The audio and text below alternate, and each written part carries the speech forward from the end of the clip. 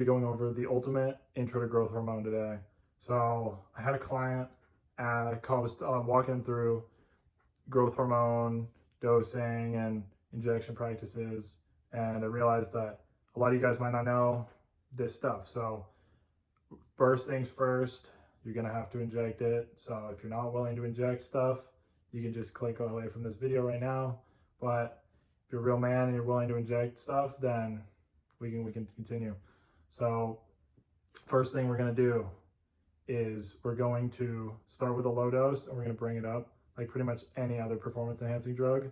But this one is extremely important, like many others, but we don't want to experience the side effects.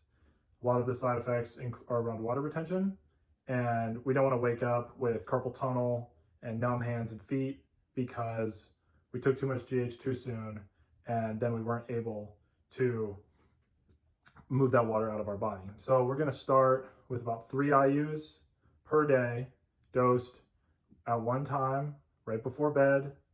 You're going to do this subcutaneously. If you don't know how to inject subcutaneously, look it up. Pretty much anywhere on your body that you can pull the skin up, you can pin there. Belly fat, back fat, ass fat is going to be the best spots. Ideally, you don't really have much belly fat, but to each his own. So we're going to start off with about 3 IUs, dosed every day before bed. And then in like 2 weeks, if you're tolerating it well and the water retention is manageable because your body's in a homeostasis, so you're processing out the water, then we're going to bump it up another IU, depending on the goals. Depending on what other stuff you're running, you may need more growth hormone, you need less. For someone that's not on a major cycle, I wouldn't recommend going over 6 IUs a day. For one, it's expensive, and that's enough to get the longevity benefits from the IGF-1 and stuff like that.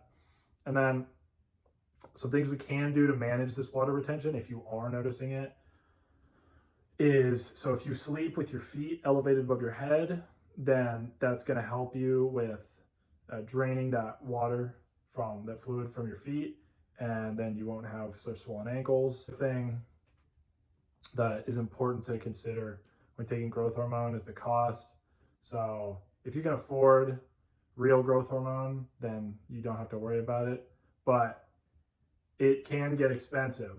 I mean, if you're buying real growth hormone and you're running a lot of it, I mean, it's like buying a brand new car every year, or more than that, depending on how much you run. Find a reputable underground lab, make sure that it's 100% growth hormone or as close as you can get.